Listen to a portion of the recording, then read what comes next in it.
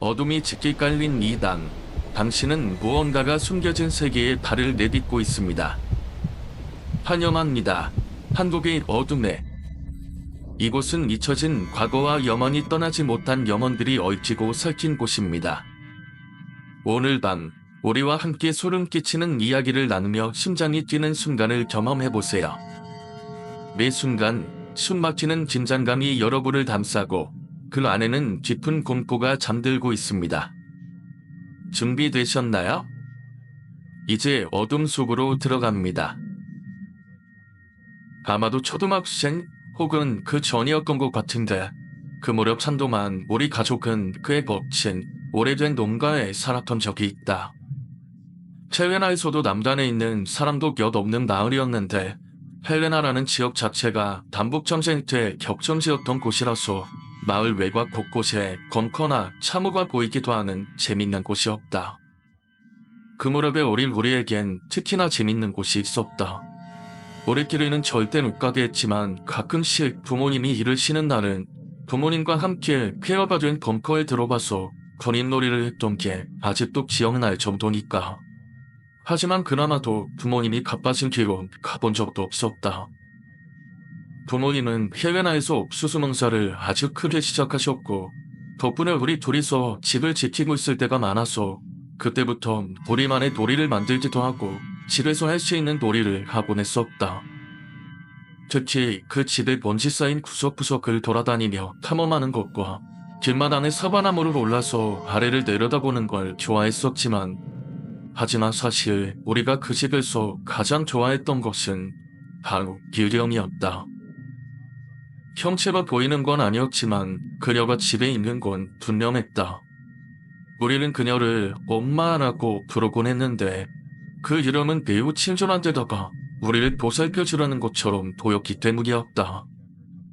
물론 부모님께는 비밀로 했다. 한 번은 배치가 엄마가 읽어주는 동화책을 듣다가 이름에 관한 이야기를 슬쩍 들었을 때 엄마가 표정을 굳히며 그런 건 없다고 단호하게 말하는 걸 듣고 나선 우리 둘 다 이름에 관한 이야기는 부모님께 하지 않기로 했었다. 그래도 그 집에 유령이 있다는 건 확실했다.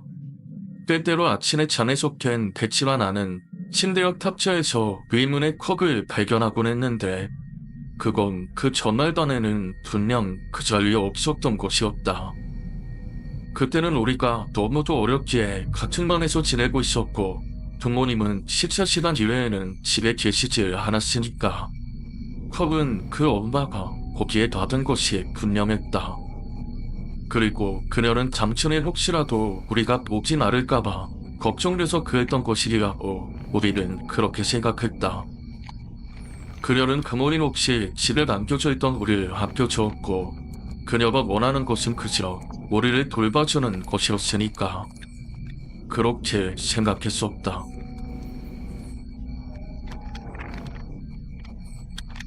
그 집은 우리가 직접 지은 집이 아니었다. 원래 주인이 누군지는 몰랐던 상태였지만 미리 봐두었던 농지와 가까웠고 그래서 더 볼 것도 없이 저렴한 가격에 구입했다고 나중에 들었다. 그래서인지 애초에 집에 들어올 때부터 몇몇 개의 가구들이 자리하고 있었는데 그 집에 딸려있던 가구들 중에는 오래된 나무 의자가 하나 있었다. 우리는 그 의자를 거실 벽 가로 옆에 놓아두었는데 베티와 내가 TV나 놀이에 몰두해 있을 때면 엄마는 그 의자를 조금씩 앞으로 움직여 거실을 가로질러서 우리 쪽으로 끌어당기곤 했었다. 아마도 우리와 함께 놀거나 조금 더 가까워지고 싶다는 뜻 같았다. 그리고 종종 그녀는 의자를 거실 한가운데로까지 끌어당길 때가 있었는데 그렇게 옮겨질 의자를 다시 벽 옆 제자리로 되돌려 놓을 때마다 우리는 조금 슬픈 기분이 되곤 했었다. 엄마는 그저 우리 가까이에 감고 싶었던 것 뿐이니까. 하지만 부모님이 오시면 이상하게 생각하실 거라서 미안한 기색을 잔뜩 내비치며 의자를 되돌려 놓곤 했었다. 엄마는 우리가 다락방에 올라가는 걸 싫어하는 것 같았다. 하루는 배치와 숨바꼭질을 한다고 온 집안을 헤집고 다녔는데 원래라면 다락방은 단식이었지만 몰래 다락방으로 지어 올라갔던 적이 있었다. 그 집의 다락은 부모님도 쓰지 않는 공간이라 지어갈 때마다 먼지 자국이 깊게 패이는 곳이었다. 다락방의 구조는 질의 전환을 가로지른 대들보와 딱 닿아 있었는데 이상하게 어느 한 부분만 먼지가 쌓여있지 않았었다.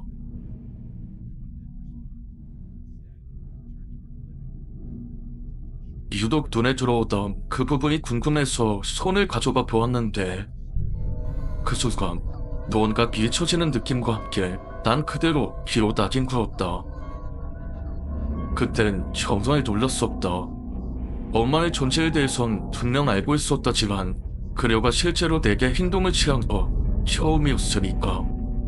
놀란과 동시에 그 소음에 울음이 터져나왔다. 그 소리를 듣고 산다름에 기어올라온 대치와 자락에서 내려간 뒤로 우린 다시는 다락에 올라가지 않았었다. 그렇게 몇 년을 그 집에서 살았었다.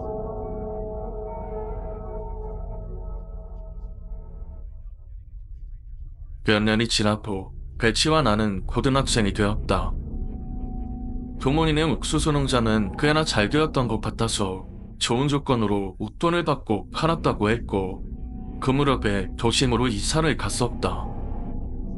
그리고 우리가 다른 곳으로 이사한 뒤로도 한참이 지난 후에 나는 우연히 그 농가의 이전 소유지였던 어느 비망인에 관한 오래된 뉴스 기사를 발견하게 되었다.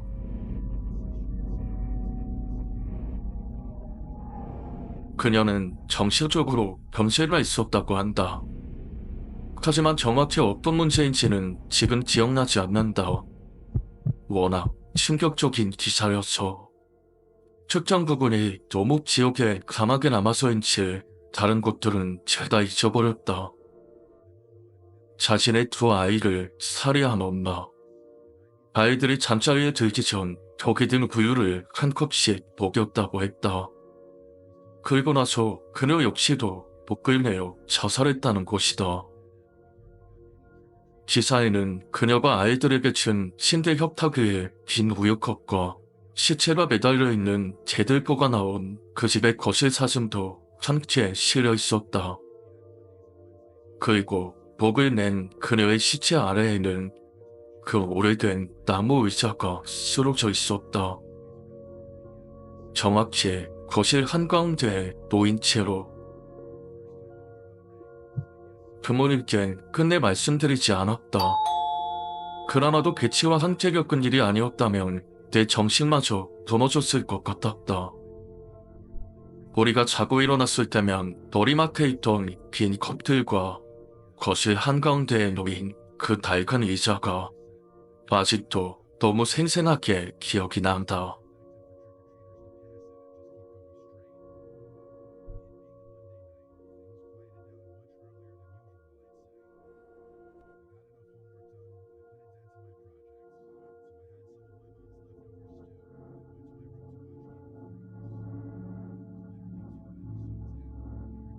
어둠 속 숨겨진 이야기를 끝까지 함께해 주셔서 감사합니다. 이 이야기가 여러분에게 새로운 공포를 선사했다면 좋아요와 공유, 그리고 댓글로 여러분의 생각을 남겨주세요. 한국의 어둠은 여러분의 소중한 관심과 참여로 더욱 깊고 오싹한 이야기들을 전해드릴 수 있습니다. 다음 이야기에서도 다시 만날 수 있길 바라며 구독하셔서 어둠 속의 기밀을 함께 발견하다